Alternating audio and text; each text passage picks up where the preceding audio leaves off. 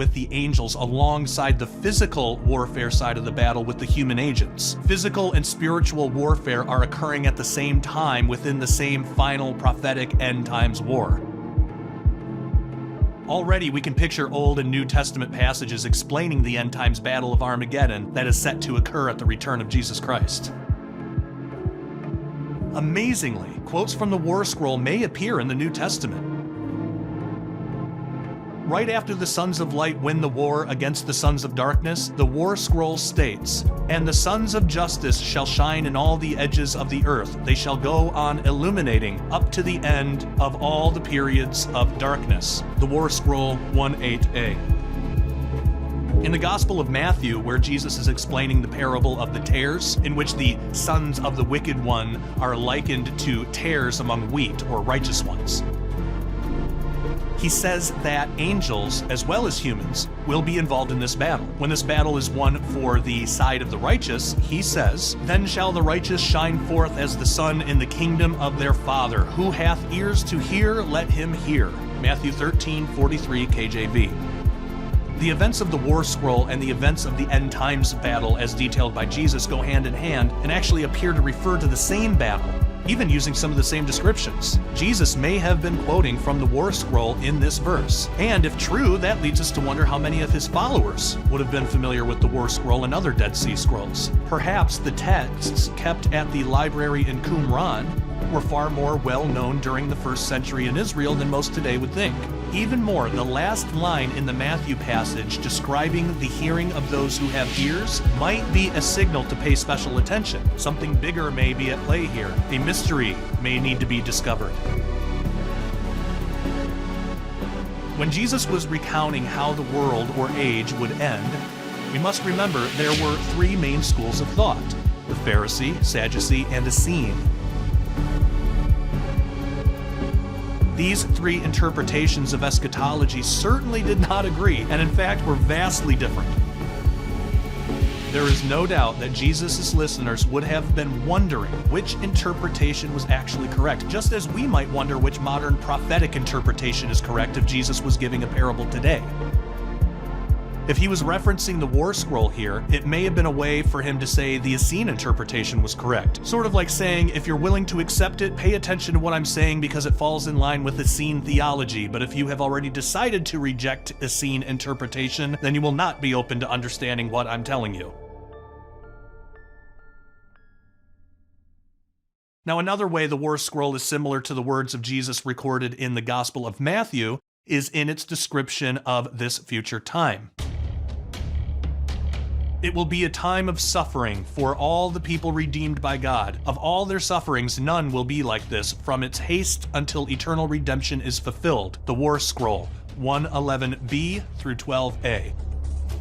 Like this, in the Gospel of Matthew, Jesus says, "For then shall be great tribulation, such as was not since the beginning of the world to this time, no, nor ever shall be." Matthew 24:21 KJV. It's interesting that both the War Scroll and chapter 24 of the Gospel of Matthew record that this will be a time of suffering, not just for wicked people, but for those redeemed by God, called elect in Matthew 24:22. And in fact, according to the War Scroll, this final battle, which is probably Armageddon since it appears only the unfaithful are slain in line 8 of column 3, that this battle lasts a lot longer than we typically think. During the 35 years of service, the way will be prepared during 6 years, and all the congregation together will prepare it, and the war of divisions will take place during the remaining 29 years. The War Scroll 2:9b through 10a. Could the 6 years be the first 6 years of the tribulation, with the Battle of Armageddon beginning in the 7th year and continuing for 29 more? As we saw in the book of Enoch's Apocalypse of Weeks prophecy that we dealt with in a previous video, there was a 6-year difference between the middle of the 2nd week and the birth of Noah.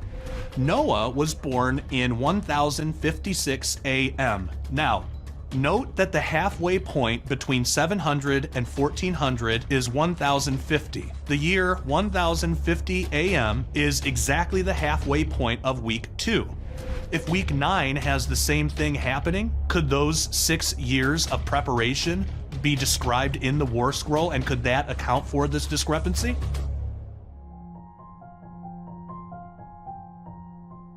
We typically think that when Jesus returns, he will take care of everything at that exact moment. But when we read through the prophetic texts of the Bible, as I detail in full in my book, The Lost Prophecies of Qumran, we discover that the timing is not so simple. If the end of the age occurs in 2075, as the Essenes taught, 35 years before that is 2040. If the tribulation were to begin in 2040, 6 years to prepare the war would bring us to 2046, and then 29 years after that would be 2075. Now, we don't really know from biblical texts alone exactly how long this battle lasts. If it is a longer battle, however, it would stand to reason that there would also be a sooner rapture. For example, if the rapture were to occur in 2025, there could be another 15 years until the tribulation officially begins in 2040. We don't actually know how much time is between the rapture and the start of the tribulation if you're a pre-trib rapture believer, as I am, and if not, don't worry, you're still going to find this information incredibly helpful. And I do explore that question in full in my book, The Lost Prophecies of Qumran.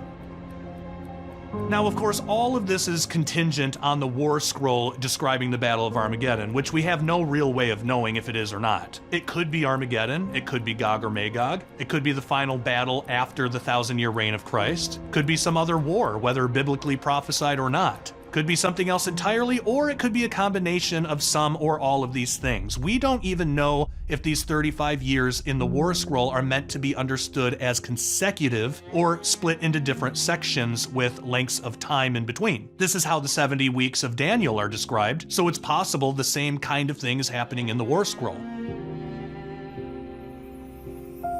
It could be telling of many wars throughout Israel's history and future, for all we know. Now, while not knowing might frustrate some, for me, I find it really exciting. It opens new possibilities to explore. While we might not know exactly how many, it does seem that the War Scroll refers to at least 2 different battles. In my opinion, it doesn't only reference the Battle of Armageddon, but also the battle at the end of the 1,000-year reign of Jesus, when Satan is let loose from his prison in the abyss and is then finally done away with forever. We can see this expressed in another passage of the War Scroll that has commonalities with the New Testament. You shall carry out sentence on Gog and on all his gathering, for you shall wage war against them from the heavens. The War Scroll 11:16-17. The War Scroll right after this relates that God has the names of his followers in a book, which will be important in trying to identify which end times battle is being described. The book of Revelation states, "And when the 1,000 years are expired, Satan shall be loosed out of his prison and shall go out to deceive the nations which are in the 4 quarters of the earth, Gog and Magog, to gather them together to battle, the number of whom is as the sand of the sea. And they went up on the breadth of the earth, and compassed the camp of the saints about, and the beloved city, and fire came down from God out of heaven and devoured them." Revelation 20:7-9 KJV. First, we can point out the similarities in these passages. When we look to the book of Ezekiel, we don't find all the elements in Revelation. So this leads us to ask where John, the writer of Revelation, might be pulling some of the references from. Now, of course, God is showing all of these things to John in a vision, so it could just be as simple as that. However, if John was familiar with the War Scroll, he may have already been aware of these elements and may have pulled from them to help explain what he was seeing. This could suggest why we don't see elements from Revelation in Ezekiel, but we do find those elements in the War Scroll. Of course, opinions are currently split on whether the Gog and Magog War of Ezekiel is the same thing as the Battle of Armageddon. Others have posited the Gog and Magog War might be the same as the one after the 1,000-year reign of Christ. Some believe it is one or the other, or even a different war entirely. However, Ezekiel aside, it does seem these specific passages in Revelation and the War Scroll are both talking about the battle after the 1,000-year reign of Christ. In the War Scroll and Revelation, we see mention of Gog, a gathering of enemy forces around the righteous, and God fighting against the wicked from heaven. Also, at this point, we can be confident that the War Scroll is referencing the battle after the 1,000-year reign of Christ and no longer the Battle of Armageddon, because of the mention of a book of names right after describing the judgment of God from out of heaven against the enemy. you have established for yourself in the book of the names of all their armies is with you in your holy dwelling, in the dwelling of your glory. The War Scroll 12:2. In the book of Revelation, right after the verse about God sending fire down to destroy the enemy, we're given a description of the great white throne judgment, which also mentions books and names. And I saw the dead, small and great, stand before God, and the books were opened, and another book was opened, which is the book of life. And the dead were judged out of those things which were written in the books, according to their works. And whosoever was not found written in the book of life was cast into the lake of fire. Revelation 20:12 and 15, KJV. Given the same progression of mention in both passages, first the fighting of God against the enemy from out of heaven, then the book and names, we can safely assume these two passages describe the same event, the battle at the end of Christ's millennial reign, followed by the reading of the book of names at the great white throne judgment. This means the War Scroll seems to be accounting for at least two wars, the Battle of Armageddon and the final war after the 1,000-year reign of Christ. Other wars might be described as well. So we can't be too dogmatic about using this text to try to pinpoint the length of time between the rapture, tribulation, the return of Christ, and the beginning of the kingdom age.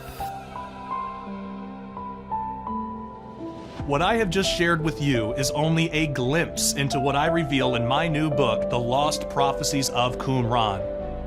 Who could have known how much influence the writings of a mysterious group of prophets and scribes hundreds of years before Christ would have on our understanding of end times prophecy? As it turns out, much of what we've been taught about first century Israel is incomplete. There were, in fact, Jewish believers who knew exactly what to expect in the coming Messiah, that he would be God in the flesh and would die for our sins. If they accurately predicted the first arrival of Jesus, what did they say about his soon return?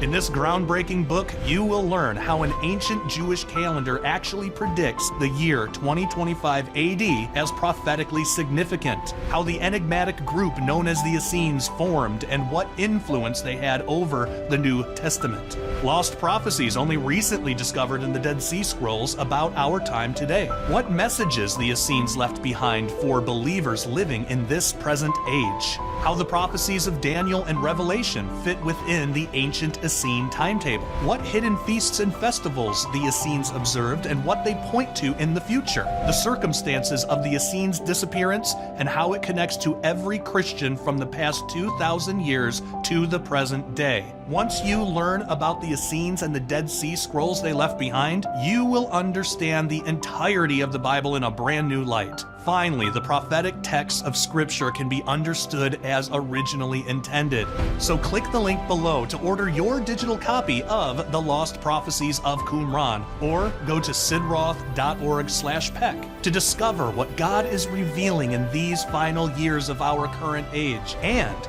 what is ahead in the next age soon to come.